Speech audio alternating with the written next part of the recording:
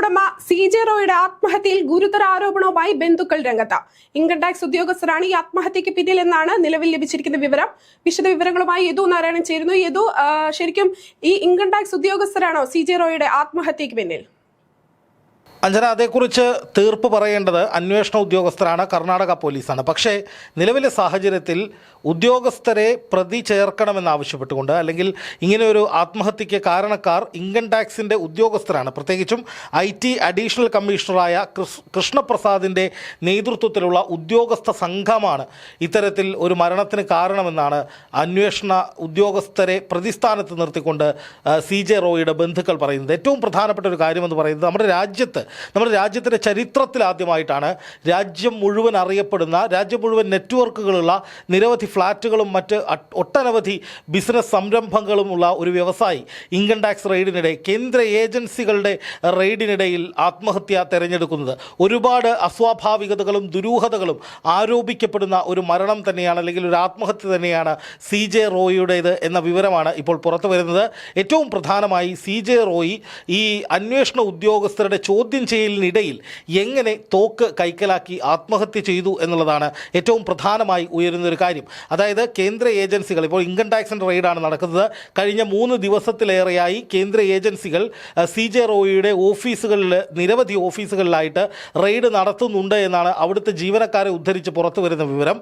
അപ്പോൾ അത്തരത്തിൽ റെയ്ഡുകൾ നടക്കുന്ന സമയങ്ങളിൽ ഉദ്യോഗസ്ഥർ വളരെ പരുഷമായും വല്ലാത്ത രീതിയിലും ഭയപ്പെടുത്തുന്ന രീതിയിലുമൊക്കെ, സമ്മർദ്ദത്തിലാക്കുന്ന രീതിയിലൊക്കെ CJ റോയോട് സംസാരിച്ചിരുന്നു എന്ന് പലരും പറയുന്നുണ്ട്. ബന്ധുക്കളും സഹോദരനുൾപ്പെടെ ഇക്കാര്യം ആരോപിക്കുന്നുണ്ട്. അതുകൊണ്ട് തന്നെ അങ്ങനെയുള്ളൊരു സമ്മർദ്ദം എന്തിനു വേണ്ടിയിട്ടായിരുന്നു എന്നുള്ളതാണ് ഏറ്റവും പ്രധാനമായി അറിയേണ്ടത്. എന്ന് മാത്രമല്ല, ഈ സമ്മർദ്ദത്തിൻ്റെ ഫലമായി ആത്മഹത്യ ചെയ്യാൻ തീരുമാനിക്കുന്ന CJ റോയ് അന്വേഷണ ഉദ്യോഗസ്ഥരുടെ സാന്നിധ്യത്തിലാണ് തൻ്റെ ലൈസൻസ് ഉള്ള റിവോൾവർ എടുത്തുകൊണ്ട് വന്ന് നെഞ്ചിൽ വെടിയുതിർത്ത് മരിക്കുന്നത്. ഇത്തരമൊരു ചോദ്യം ചെയ്യലൊക്കെ സ്വാഭാവികമായി നടക്കുമ്പോൾ ഇത്തരം മാരകായുധങ്ങളൊക്കെ മാറ്റിവെക്കുകയോ താൽക്കാലികമായി പിടിച്ചെടുക്കുകയോ ചെയ്യേണ്ടതില്ലേ എന്നുള്ള ചോദ്യം വളരെ പ്രസക്തമാണ്. പിന്നെ എങ്ങനെയാണ് ചോദ്യം ചെയ്യലിനിടയിൽ CJ റോയ്ക്ക് ഈ തോക്ക് പോയി എടുക്കാനുള്ള സാഹചര്യമുണ്ടായത്?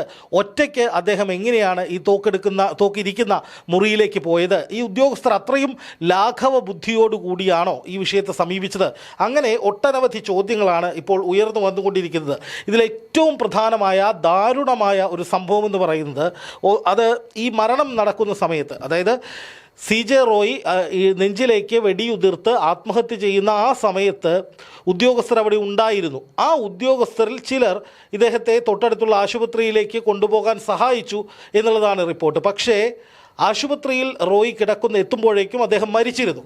എന്നാൽ ഈ സംഭവങ്ങളൊക്കെ നടക്കുമ്പോഴും അതിനുശേഷവും ഈ ഉദ്യോഗസ്ഥർ ഒരു മനുഷ്യത്വവുമില്ലാത്ത വിധത്തിൽ അവിടെ പരിശോധനകൾ തുടരുകയായിരുന്നു. അവരുടെ ഉദ്ദേശം അവിടെ പരിശോധന നടത്തുക എന്നുള്ളതാണ്. ഈ മരണമുണ്ടായിട്ടും, ഇത്രയും ദാരുണമായ, ഭയപ്പെടുത്തുന്ന ഒരു സംഭവം ഉണ്ടായിട്ടും അതൊന്നും വകവയ്ക്കാതെ ഈ ഉദ്യോഗസ്ഥർ അവിടെ വീണ്ടും പരിശോധനകൾ തുടരുകയും ഈ മരണം നടക്കുന്ന അതേ സമയത്ത് തന്നെ അവിടെ നിന്ന് ഒരു ലോഡ് രേഖകൾ 2 ഇന്നോവ കാറുകളിലായി എടുത്തുകൊണ്ട് പോവുകയും ചെയ്തു എന്നാണ് ജീവനക്കാർ പറയുന്നത്. അതായത് തീർത്തും മനുഷ്യത്വരഹിതമായ, അല്ലെങ്കിൽ CJ റോയിയുടെ ജീവന് ഒരു വിലവും കൽപ്പിക്കാത്ത വിധത്തിലുള്ള ഒരു നടപടിയാണ് അവിടെ സംഭവിച്ചത് എന്ന പരാതി ഇതോടകം ഉയരുന്നുണ്ട്.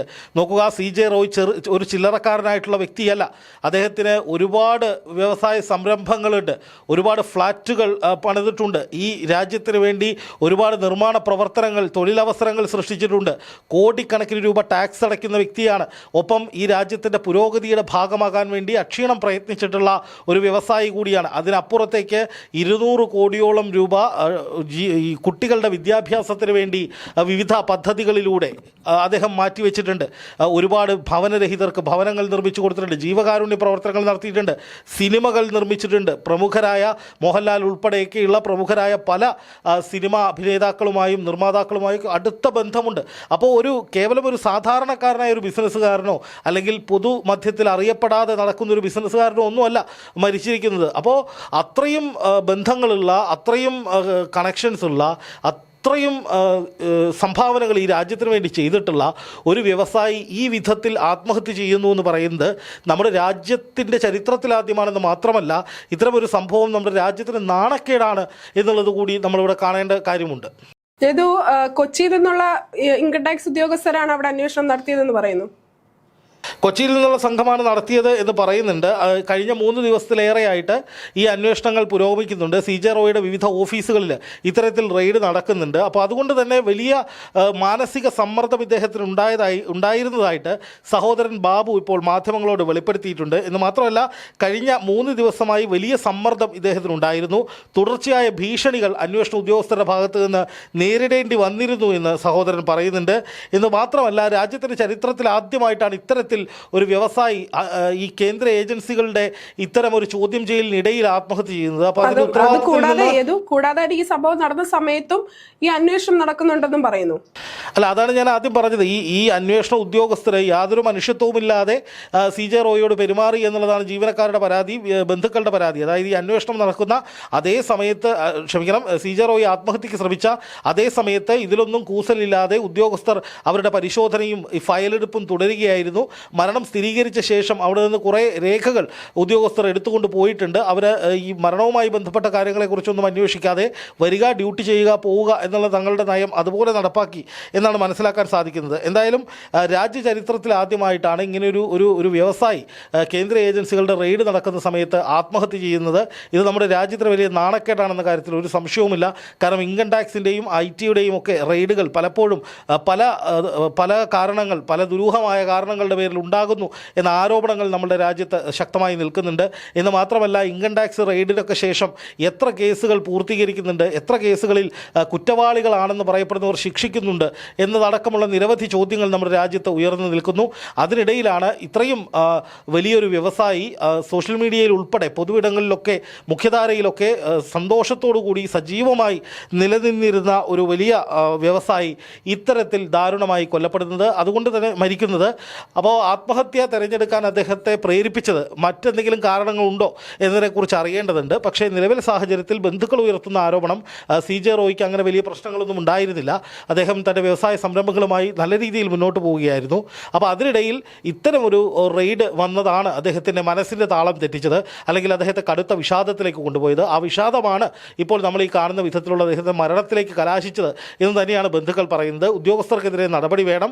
കേന്ദ്ര ഉദ്യോഗസ്ഥരാണ്, കേന്ദ്ര സർക്കാരിൻ്റെ ഭാഗത്തു നിന്നും നടപടി വേണം. ഇൻകം ടാക്സിന് ഉൾപ്പെടെ ഇവർ പരാതി നൽകിയിട്ടുണ്ട് എന്ന വിവരവും ഇപ്പോൾ പുറത്തു വരുന്നുണ്ട്. അതോടൊപ്പം കർണാടക പോലീസിനെയും ഇവർ സമീപിക്കുമെന്നാണ് അറിയാൻ സാധിക്കുന്നത്. ഏതായാലും കർണാടകയിലെ ബംഗളൂരുവിലെ തൻ്റെ ഓഫീസിൽ ഇന്ന് വൈകിട്ട് 5:45 കൂടിയാണ് ഇദ്ദേഹം മരണപ്പെട്ടത്. രാവിലെ മുതൽ തന്നെ റെയ്ഡുകൾ തുടരുന്നുണ്ടായിരുന്നു. അതിനിടയിൽ ഉച്ചയോടെ ഇദ്ദേഹത്തെ വിളിച്ചു വരുത്തുകയായിരുന്നു. അതിനുശേഷം 1 മണിക്കൂറോളം ഇദ്ദേഹത്തെ ചോദ്യം ചെയ്തിരുന്നു. ആ ചോദ്യം ചെയ്യലിനൊടുവിലാണ് ആ ചോദ്യം ചെയ്യലിനിടയിലാണ് ഇദ്ദേഹത്തിന് അസ്വാസ്ഥ്യം തോന്നിയിട്ട് ഇദ്ദേഹം ഫയലുകൾ എടുത്തുകൊണ്ട് വരാമെന്ന് പറഞ്ഞിട്ട് അന്വേഷണ ഉദ്യോഗസ്ഥരുടെ ഇടയിൽ നിന്ന് മുറിയിലേക്ക് പോകുന്നതും അവിടെ റിവോൾവർ എടുത്ത് സ്വയം വെടിവെച്ച് മരിക്കുന്നതും. അഞ്ജന.